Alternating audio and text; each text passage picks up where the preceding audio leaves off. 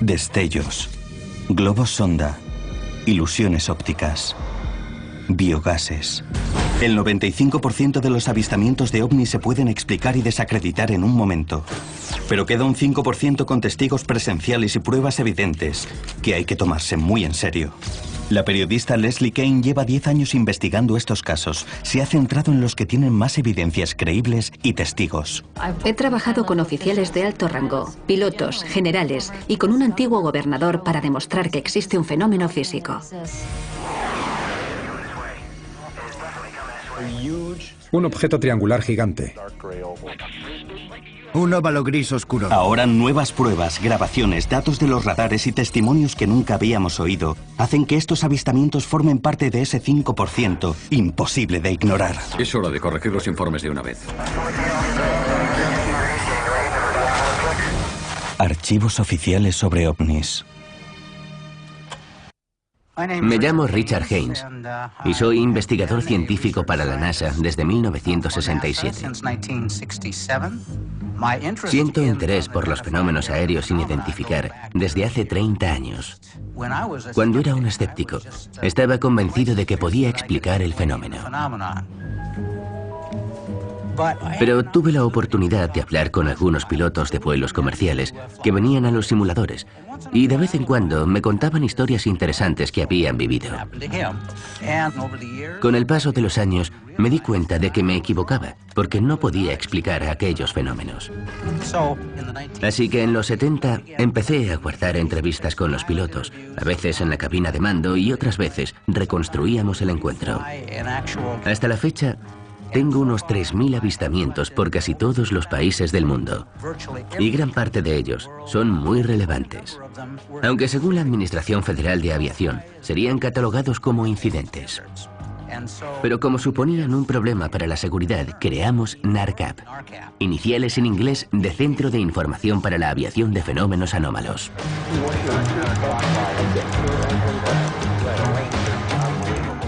NARCAP es un centro al que pueden dirigirse los pilotos y controladores aéreos que quieran informar de un avistamiento de una forma confidencial.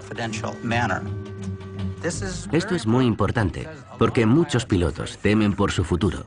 Creen que les ridiculizarán y lo que suelen decir los jefes es que si ves algo durante el vuelo, no eres competente para volar. Y eso es absurdo. Hay que conseguir que esto cambie. Yeah, this 1-2 again. Some other equipment over here. We have confirmed there is a flight size of 2 around your 1550 squawk. Where is he flying? It looks like he is, yes. En 1986, a NARCAP llegan noticias de un avistamiento cerca de Anchorage, Alaska. Un avistamiento que luego se convertiría en uno de los casos más famosos protagonizado por un piloto. Uno de los investigadores más importantes del caso es el antiguo trabajador de la Administración Federal de Aviación, John Callahan. Yo era jefe de departamento de las investigaciones sobre accidentes y del departamento de evaluación de la sede central.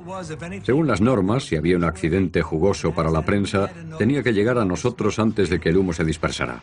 En enero del 87, recibí una llamada de la zona de Alaska. Al parecer, un ovni había seguido a un 747 japonés en el cielo durante unos 31 minutos. La prensa se había enterado y quería más información, pero no sabían qué decirles. Les dije que informaran de que estábamos investigándolo. Les dije que empaquetaran todos los datos, las grabaciones de voz e informáticas y militares, y las mandaran al Centro Tecnológico de la Administración Federal de Aviación en Atlantic City. Callahan reúne un equipo de analistas que sincroniza el radar con la radiotransmisión del piloto. El resultado está grabado en este vídeo del jefe Callahan y se convirtió en una prueba esencial para aclarar el caso.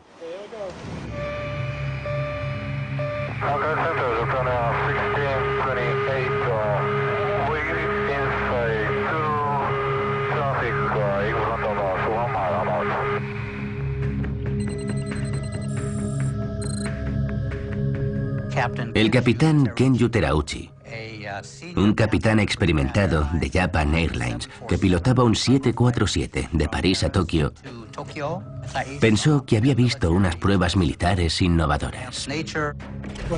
Cuando miró en el radar, vio un gran objetivo a unas 7, 8, 9 o 10 millas de él. Y lo primero que hizo fue llamar a la administración para saber si ellos tenían constancia de aquello. Japan 1628 Heavy, sir. If you're able to identify the type of aircraft, and see if you can tell whether it's military or civilian. Japan 1628, we cannot identify the type, but we can see navigation light and turnover light. Después de ver esta increíble prueba del radar, el equipo de Callahan puede confirmar la existencia del objeto indefinido cerca del avión de Terauchi. Pero esta entrevista inédita llevó al Dr. Haynes hasta el piloto japonés, que le da extraordinarios detalles de la nave. Él me dijo algo impresionante. Dijo que era un objeto gigante, mucho más grande que su propio avión. Tenía forma de nuez y era del tamaño de 3 o 4 portaaviones. Tenía luces y había una nave más pequeña que iba y venía a la grande.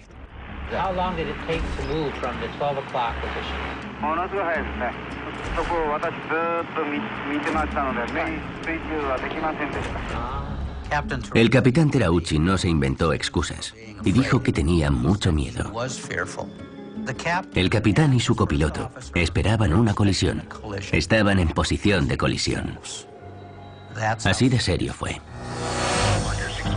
El controlador de Áncora se toma el avistamiento muy en serio, porque lo siguiente que hace es confirmar el objeto no identificado a la cercana base militar de Elmendorf.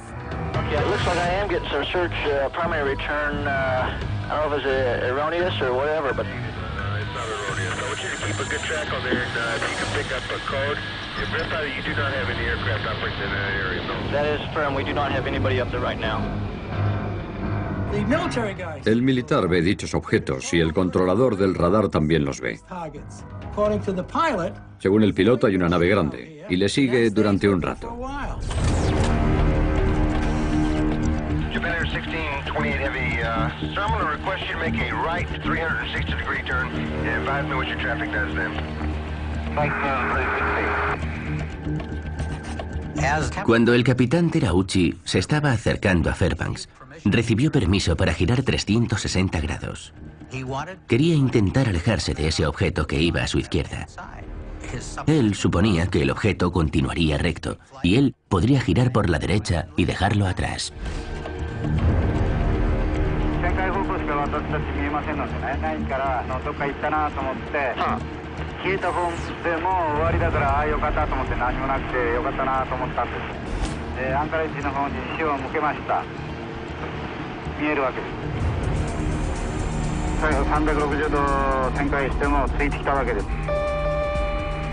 Yeah, this 1-2 again. On some other equipment over here, we have confirmed there is a flight size of 2 around your 1550 squawk. Where is he following him? It looks like he is, yes. Cuando Terauchi hizo el giro de 360 grados, el objeto hizo el círculo con él. Y eso es muy interesante porque tenía que ir más rápido que el avión para poder seguirle. Así que el objeto tenía que estar controlado. Puede que por vida inteligente, para mantener el rumbo del avión. El piloto lo vio y su copiloto también. La base militar y el controlador de áncoras lo siguen en el radar y un avión de pasajeros de United Airlines también informa de objeto desconocido en la zona. En general, el avistamiento de Alaska comparte muchas características con los casos de ovnis más creíbles, incluidos el de Rendlesham, el de Phoenix y el de Chicago. Un objeto gigante con forma de disco que se mueve bajo órdenes de vida inteligente y que es capaz de alcanzar velocidades desconocidas en milésimas. Además, es sorprendente que el encuentro durase casi 55 minutos y se produjera en un espacio de 350 millas, ofreciendo a la Administración Federal de Aviación numerosos datos significativos.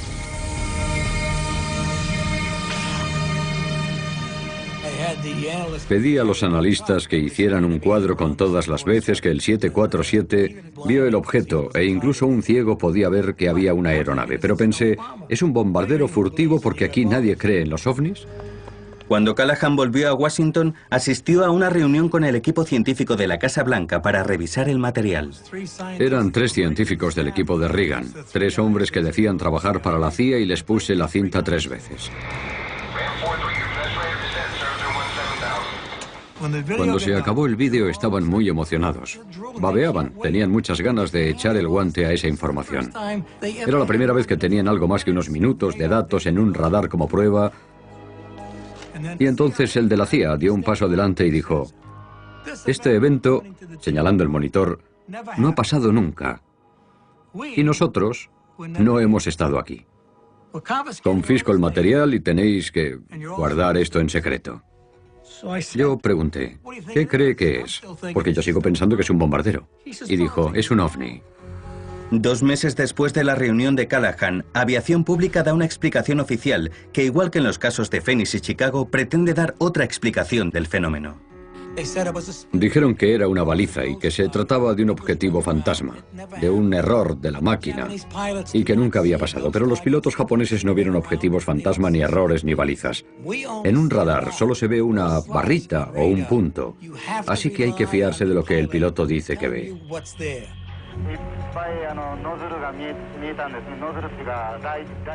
El capitán Terauchi decide hacer público su encuentro, a pesar de que eso supone arriesgar su carrera profesional.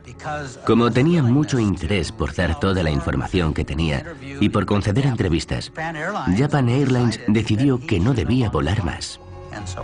Así que pidieron al capitán que se quedara en tierra, como dicen ellos. Este caso es el perfecto ejemplo para demostrar que, hasta que el gobierno estadounidense no cambie su política en cuanto a avistamientos, los testigos tendrán miedo de dar el paso, ya tengan pruebas importantes o no. Así evoluciona la ciencia, gracias a que la gente describe abierta y sinceramente lo que ve. Nunca llegaremos al fondo de la cuestión, hasta que no se pueda hablar libremente. Hoy en día, en sitios como YouTube, puedes ver todo tipo de vídeos sobre ovnis. Hay muchísimos falsos y fotos retocadas con diversos programas informáticos. Y ahora es casi imposible diferenciar el grano de la paja. Las únicas fotos que son realmente importantes son las que han sido analizadas y examinadas, y sabemos que no son de objetos voladores no identificados genuinos. Uno de los vídeos de ovnis más vistos en la web, con más de 17 millones de reproducciones en YouTube, es uno que supuestamente se grabó en 2007 en Haití y que, junto con otras imágenes de la web, tiene a los observadores de ovnis en vilo. Pero con los avances en efectos especiales, cada vez es más difícil distinguir entre las imágenes reales y las ficticias, y debido a ello, los entendidos en efectos especiales se han convertido en una comunidad cuya opinión es importante. Soy Doug Trumbull. Hago películas relacionadas con la ciencia ficción y los efectos especiales. Trabajé en 2001, Una odisea en el espacio, en Encuentros en la tercera fase, en Blade Runner y en la película de Star Trek. Así que yo me dedico a hacer naves nodrizas, espaciales y ovnis. Actualmente todo el que tenga un portátil puede hacer ovnis falsos. Yo puedo hacer un ovni con el móvil. Es decir, se puede hacer fácilmente. En mi opinión, estoy convencido de que son algo muy real. Pero nunca he visto una foto que no pueda duplicar o retocar digital u ópticamente o con programas de fotografía para que quede así. Con lo cual soy mi peor enemigo, porque sé lo que se puede hacer. Durante un periodo de pausa tras su último proyecto, Trumbull comparte con nosotros su opinión sobre la autenticidad del vídeo de 2007 en Haití. Creo que es muy bueno. No me parecen ovnis reales, pero creo que tienen unos efectos especiales muy buenos, porque hacen unos movimientos de cámara muy dinámicos. Han unido el movimiento irregular de la cámara con el del objeto. Parece que las trayectorias de las naves son muy reales, son como de bala. Da la sensación de que vuelan en formación, pero también hay una serie de cosas que eliminan esa ilusión de realidad. Vamos a parar la imagen. Mirad estas dos palmeras. Son idénticas. Esa hoja y esa hoja y esta. Son una composición fotográfica de una palmera puesta en dos sitios. Así que es la misma palmera dos veces, y eso no es natural, es imposible. También hay más cosas. Cuando esto pasa entre los árboles, a pesar de que parece una luz muy brillante, no afecta a las hojas para nada. Tendría que haber más luz entre las hojas de los árboles. Una lucecilla parpadeante, algo de interacción, pero no la hay, porque eso es mucho más difícil. Buen intento, pero no me lo trago.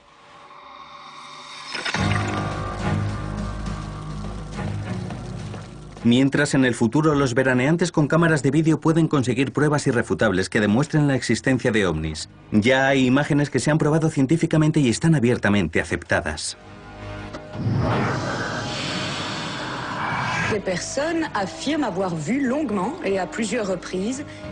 Los avistamientos belgas de finales de los 80 y principios de los 90 son uno de los más conocidos de la historia, con más de 2000 informes documentados e investigados, realizados por pilotos, policías y militares profesionales.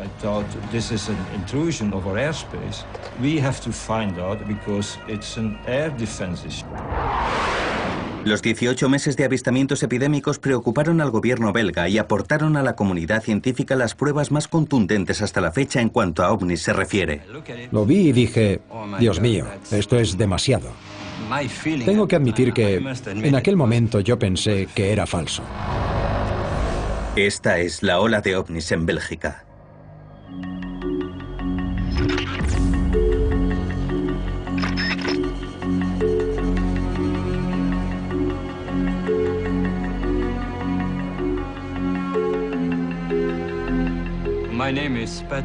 Me llamo Patrick Ferrin y fui uno de los dos cofundadores de SOBEPS, que es una asociación sin ánimo de lucro dedicada al estudio de fenómenos espaciales y aéreos. En 1989, Bélgica vivía una situación de tranquilidad en cuanto a ovnis. De tanta tranquilidad que decidimos cerrar la asociación porque ya no había avistamientos. Pero, de repente, empezaron a pasar cosas raras en la zona de Eupen. Y eso fue, históricamente hablando, el inicio de la ola de ovnis en Bélgica.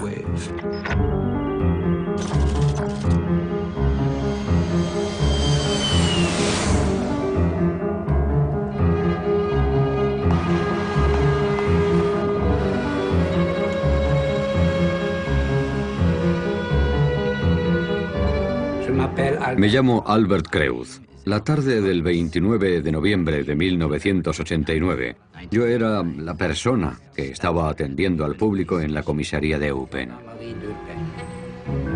Sobre las 5:30, un grupo de agentes de policía informa a Creuz de que han visto un objeto volando en un campo cercano y que se ha encendido como un estadio de fútbol.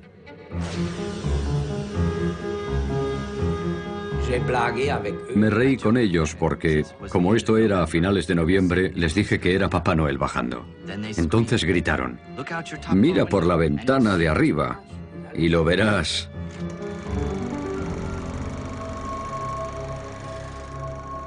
Fui a la ventana y vi el objeto a unos 200 o 300 metros de distancia, flotando como un barco en el cielo.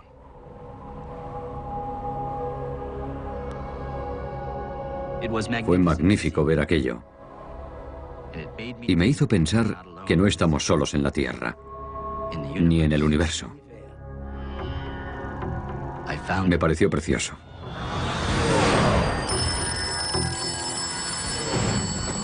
Inmediatamente, Creuz comienza a recibir numerosas llamadas de ciudadanos preocupados. Así que pide a los agentes que estaban en la zona que sigan al objeto. Uno de esos agentes fue Dieter Plumans, el inspector jefe de la policía de Kelmis. Plumans estaba de servicio con su compañero vigilando a los traficantes de la frontera con Holanda cuando recibió una llamada.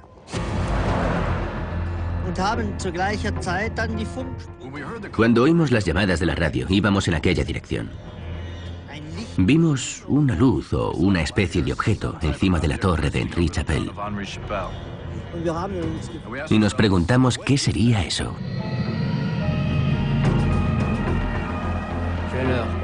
Les dije que observaran el objeto y lo siguieran. Así que lo siguieron a Henri Chapelle, donde el objeto flotaba encima de la residencia de la tercera edad Beloeil.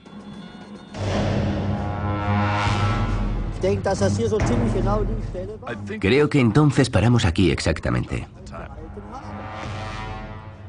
Vimos un objeto inmenso encima de nosotros, que tenía luces redondas en las tres esquinas. En un momento determinado, salió un objeto más pequeño de detrás. Tenía una luz rojiza que parpadeaba al ritmo de la luz más grande. Plumans y su compañero observaron los objetos durante varios minutos y de repente el círculo rojo volvió a la nave más grande. El objeto subió y se fue.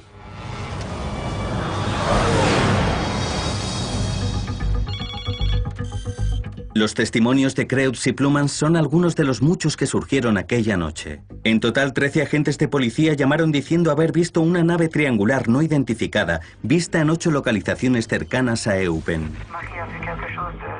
Además, aquella noche más de 60 testimonios de civiles informaron de los avistamientos, que pronto llamarían la atención de la prensa internacional y obligarían al gobierno belga a responder. Fue una noche histórica, porque todos los avistamientos eran muy parecidos. Pero lo sorprendente es que esto fue solo el principio.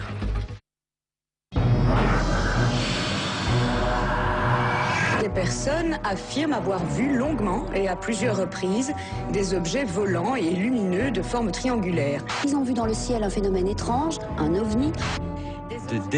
El día después del 29 de noviembre, la prensa se hizo eco. Apareció en la tele, en los periódicos y en todas partes. Así que inmediatamente cogimos el coche y nos fuimos a Eupen a entrevistar a gente que lo había visto. Mon mari a vu quelque chose de tout à fait incroyable la nuit de lundi. Et il a vu un objet énorme avec d'immenses rayons lumineux qui l'a suivi pendant plusieurs minutes alors qu'il rentrait à la maison. Voilà, il n'ose pas en parler parce qu'il a peur qu'on se moque de lui, mais moi, je tiens quand même à vous en informer. Conseguimos 150 avistamientos diferentes en la misma zona, que describían casi lo mismo.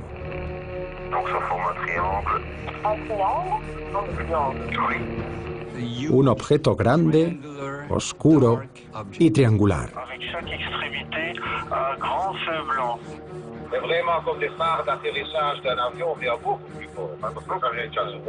Et au milieu de celui-ci, un gros clignotant rouge.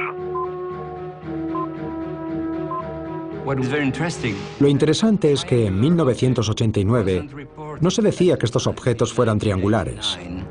En aquella época, en ufología, la gente hablaba de platillos volantes o discos o cosas así, pero no de objetos triangulares y oscuros. Aquello era nuevo.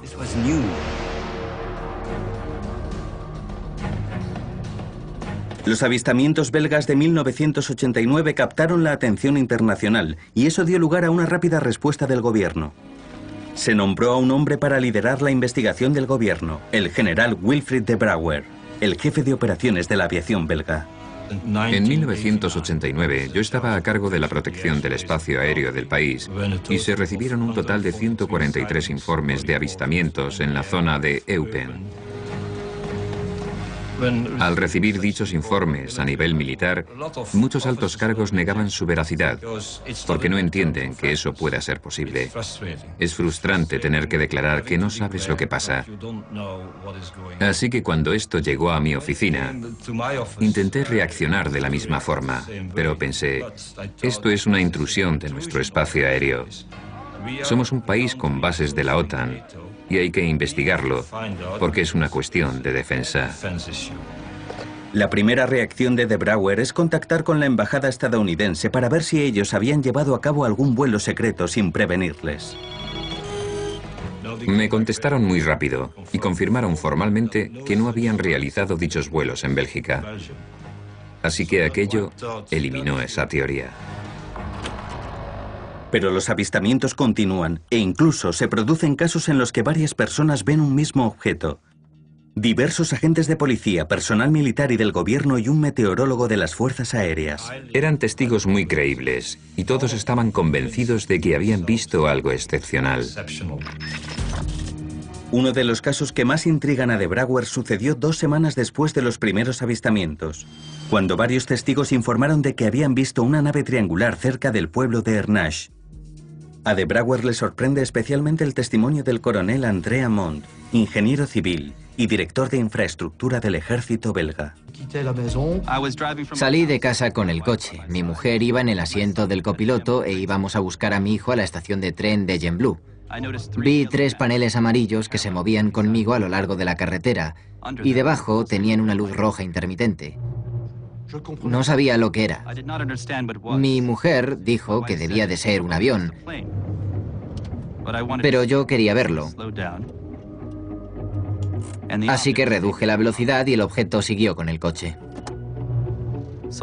Aceleré y frené 2 veces o 3 veces más, y el ovni seguía mi ritmo. Entonces el ovni se metió por detrás del bosque de Sar-Ernash, así que giré a la izquierda y me detuve en una pequeña colina delante de una granja. El ovni salió del bosque por ahí.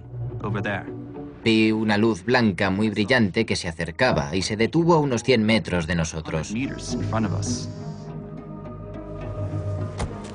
Se oían los coches de la carretera y un tren pasando a 1 kilómetro de distancia. Pero aquella nave no emitía ningún sonido a pesar de estar a unos 100 metros. Estuvimos observándola entre 6 y 8 minutos. Entonces mi mujer dijo: André, vamos, sube al coche, esto no me gusta. En ese momento la gran luz blanca se retiró y salió hacia el suroeste en un abrir y cerrar de ojos. Yo diría que este tipo de aceleración requiere una gran cantidad de energía y no sería posible sin materiales superconductores a muy bajas temperaturas. Y hoy en día, 20 años después, sé una cosa. No hay nada que los humanos conozcamos que pueda hacer lo que aquella cosa hizo ese día. Ni entonces ni ahora. Es imposible. El coronel Amont envió un informe al Ministerio de Defensa y fue uno de los numerosos militares que convenció al gobierno de que debía actuar. Decidimos realizar un procedimiento para lanzar naves en un futuro que pudieran identificar esos ovnis, pero en condiciones. Primero, los testigos informan a la policía. La policía tiene que confirmar el avistamiento y después llamar a una estación de radar que podía autorizar el despegue de los F-16. Soy Yves Milbergs. En 1990 era piloto de los F-16 del Escuadrón 350 de Bélgica. Habíamos oído lo de la ola de ovnis en las zonas de Lieja y Eupen.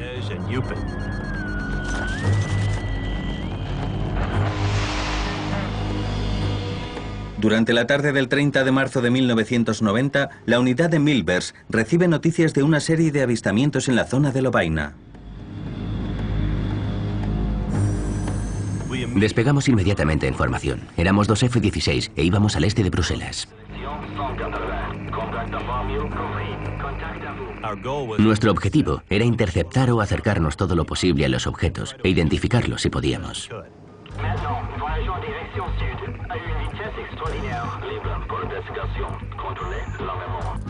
La velocidad a la que se movía el objeto, las variaciones de altitud y su ruta eran muy extrañas.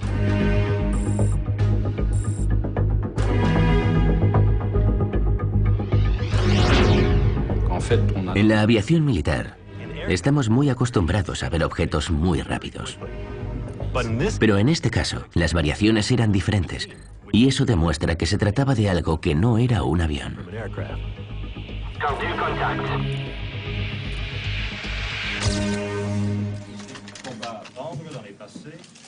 Voilà, ici vous voyez le vecteur de l'objectif 300 degrés, vitesse 999. Vitesse normale? Bon, la vitesse d'un avion normal à cette altitude est l'ordre de 350, 400. Bajo la presión de los ávidos periodistas y de la opinión pública, De Brouwer realiza una conferencia de prensa para explicar el vuelo de Milbergs.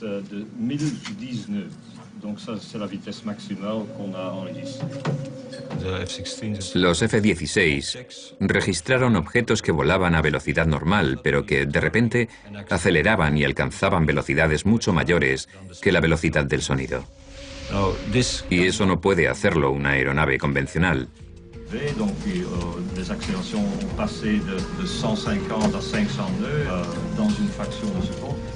Por desgracia, solo una de las grabaciones de los F-16 aporta suficiente información para realizar un análisis, lo que significa que no pudimos comparar diversas cintas para descartar interferencias electromagnéticas, que son reflejos de un objeto de la Tierra que puede atravesar la atmósfera y rebotar en el radar del F-16.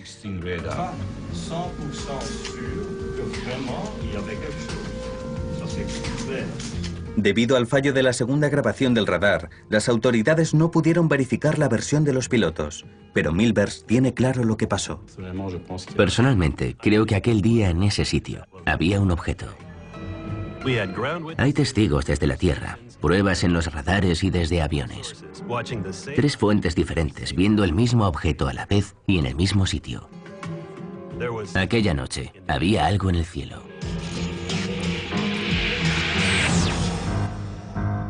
Los avistamientos individuales de la ola de ovnis en Bélgica son relevantes e impresionan a De Brouwer y a los demás investigadores. Pero lo que no tenían era algo irrefutable, una prueba que aportara datos científicos a los informes. En una tarde de verano en un pueblo no muy lejos de donde todo empezó, por fin se consiguió dicha prueba y los resultados fueron mejores de lo que habían imaginado.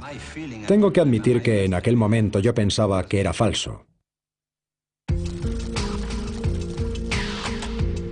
Un año después del comienzo de la ola de ovnis en Bélgica, seguían llegando informes a la oficina de Patrick Ferrin, cofundador de SOBEPS.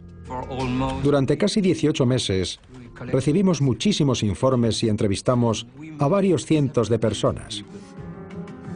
Conseguimos unas 60 fotos de objetos no identificados y casi el mismo número de vídeos.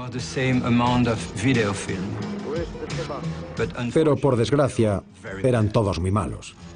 Solo se ven pequeños puntos de luz en un fondo oscuro. Aunque tuvimos la suerte de encontrar una buena foto. La foto se hizo en un pueblecito de Petit-Recham, que no está lejos de Eupen. El 4 de abril de 1990, a las 8 de la tarde, una chica estaba paseando su perro en el parque y vio un objeto muy extraño.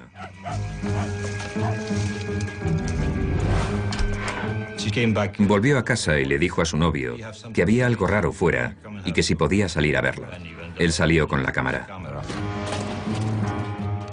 Solo le quedaban 2 fotos, así que se apoyó contra una pared, no se movió y puso un tiempo de exposición de unos 2 segundos. Hizo 2 fotos y cuando reveló el carrete, vio que una de las 2 fotos estaba en blanco. No había nada, así que la tiró. Pero la segunda era muy interesante. Había 3 luces y algo rojizo en el centro, pero eso era todo.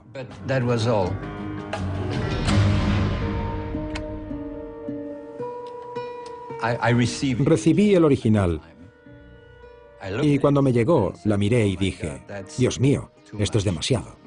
Tengo que admitir que en aquel momento yo pensaba que era falso. Así que hice una maqueta e intenté reproducir lo que había en las fotos. Entonces, entendí que no se trataba de una maqueta. Decidimos ir a ver a un experto en análisis digital.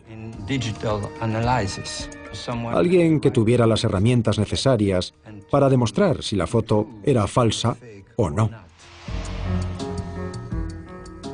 El profesor Marc Acherois, un físico nuclear de la Real Academia Militar en Bruselas, realizó un intenso estudio de 1 año de la diapositiva. El análisis del profesor Acherois del componente azul de la diapositiva demuestra que ese lado en concreto del objeto triangular está perfectamente enfocado, pero los otros 2 lados están borrosos. Esto demuestra que se trata de un movimiento independiente del objeto. No era falsa. Diversos científicos del mundo han vuelto a analizar la foto y entre ellos el profesor André Marion, un físico nuclear de la Universidad Paris-Sud. El profesor Marion descubrió que había un campo magnético alrededor del objeto, porque observó un patrón como el de las limaduras de hierro en un campo magnético. El descubrimiento del profesor Marion originó especulaciones sobre si la nave podía moverse mediante un sistema magnetoplasma dinámico, un motor que funciona con electricidad y utiliza un campo magnético para generar el movimiento. Dicho sistema también podría explicar la falta de viento y ruido de la que hablan los testigos. En la historia del estudio de los ovnis, la fotografía de Petit Rochon se considera una de las pruebas más convincentes de los avistamientos acontecidos hasta la fecha. No solo aporta credibilidad a miles de informes en toda Bélgica, sino que ilustra los atributos que comparten los avistamientos más creíbles. Una nave triangular que se mueve silenciosa y acelera en milésimas hasta alcanzar velocidades desconocidas. Lo interesante de los avistamientos belgas es que en el Reino Unido, 3 años después, tuvimos avistamientos muy similares. Muchos de los testigos hablan de un gran ovni triangular, con 3 luces en la zona inferior de la nave y una luz ligeramente más tenue en el centro. Así que está claro que en los 2 casos, los gobiernos conocen las noticias y han llegado a la conclusión de que estamos ante fenómenos reales. La ola de Bélgica es relevante no solo por el número de avistamientos, ya que hay unos 2000, sino por lo bien que se recogieron y por las investigaciones oficiales. Duraron al menos 18 meses. Y de repente, ya no hubo más. De los 2000 casos de los que se tiene constancia, se investigaron 650. Y de esos 650, 500 siguen sin explicación. La pregunta sigue en el aire. ¿Qué eran? Yo no sé la respuesta, eso está claro. Yo solo puedo decir lo que no eran. No eran aviones, ni helicópteros, ni dirigibles, ni cepelines, ni ultraligeros, ni Bands. Así que ya me diréis. La ola de ovnis en Bélgica sigue siendo un misterio, e incluso ahora, 20 años después, los testigos siguen con más preguntas que respuestas. Estoy frustrado, porque después de 20 años, nadie tiene una explicación válida. Había 2 objetos en el cielo. No tenemos otra explicación. Nunca había visto un objeto volador y después nunca lo he vuelto a ver. Y sigo sin saber lo que era. ¿Era algo extraterrestre? Podría ser. Yo solo puedo hablar de lo que vi.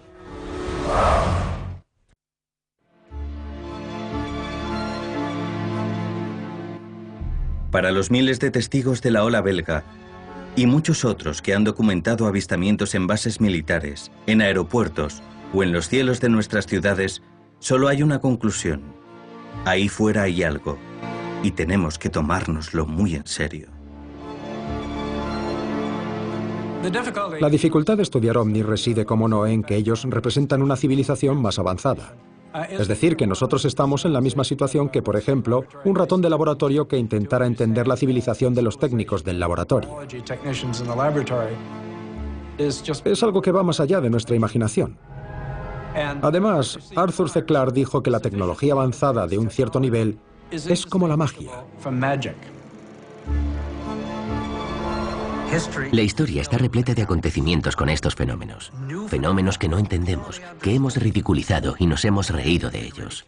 ¿Por qué? Porque la ciencia no ha tenido oportunidad de investigarlos bien o no quiere investigarlos por varias razones. Pero tenemos que cambiar esta situación. En nuestra cultura somos propensos a ridiculizar los avistamientos de ovnis y eso es un problema. Tenemos que ser más maduros con el tema en este país. Sabéis que no son luces de aviones, ni globos sonda, ni mentiras. Hay fenómenos reales en el cielo, y es algo por lo que la comunidad científica debería interesarse. Deberían dedicarse al tema, porque podríamos aprender cosas increíbles. Hay que tener en mente que nuestra civilización solo tiene 40.000 años. Y eso no es nada con respecto al tiempo de existencia de la galaxia. Somos como bebés. Y con los 200.000 millones de estrellas, más los numerosos planetas, entre los que hay planetas del mismo tamaño de la Tierra, hay muchas posibilidades de que haya vida ahí fuera. Tenemos técnicas analíticas muy sofisticadas que se están utilizando en todo el universo para ver planetas, estrellas y nebulosas. Pero yo me pregunto por qué nadie ha creado un sistema fotográfico sofisticado y con nuevas tecnologías para retratar los ovnis y que podamos deshacernos de los que yo llamo los vídeos Zapruder de ovnis, y la respuesta es ¿por qué no? Así que he decidido llevar a cabo un proyecto que para mí es un hobby. He empezado a investigar con tecnología digital que detecta el movimiento y lo sigue. Esto se utiliza en efectos especiales. Algo de esta tecnología lo desarrollamos en encuentros en la tercera fase para intentar fotografiar un ovni. En el proyecto de Trumbull, conocido como UFOTOC, de las palabras ovni y foto en inglés, se utilizan cámaras calibradas de alta precisión y antenas de radio para grabar imágenes y datos en los cielos. Lo que hacen es observar simultáneamente la misma zona desde varios puntos. El equipo de Trumbull puede detectar la velocidad, la trayectoria y la altitud de cualquier objeto que grabe y además puede determinar si es una aeronave convencional. Mi plan es conseguir imágenes que sean científicamente válidas y se puedan analizar igual que los vídeos Zapruder, para que se puedan estudiar mediante un buen análisis fotoóptico y se pueda saber exactamente lo que pasa. Yo creo que en los próximos años es poco posible que no encontremos pruebas de vida inteligente en el universo. Creo que habrá contacto muy pronto y me encantaría formar parte de él.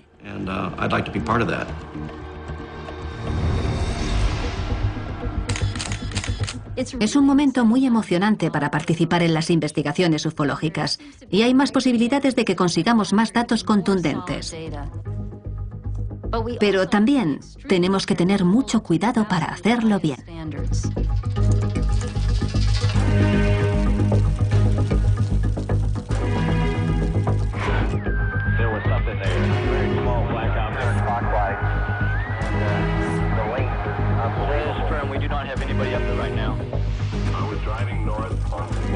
En estos, los casos de avistamientos más creíbles de nuestra generación, hemos oído testimonios de primera mano que merecen ser investigados, ya que provienen de un comandante de una base de la OTAN, un jefe de departamento de la Administración Federal de Aviación, pilotos condecorados, agentes de policía y un antiguo gobernador. Además, todos ellos han puesto en peligro su reputación por hacer público un testimonio que en un principio se negaron a aceptar. Todo ello junto con las pruebas conseguidas, tanto los datos de los radares como las fotografías o las grabaciones inéditas, hacen que estos avistamientos sean casos imposibles de ignorar. Todo este gran número de abrumadoras pruebas de pilotos, generales y trabajadores del gobierno son los que, en mi opinión, demuestran que se están dando fenómenos reales que todavía no se han explicado. Y es hora de revisar esta información y analizar los nuevos informes de forma más abierta.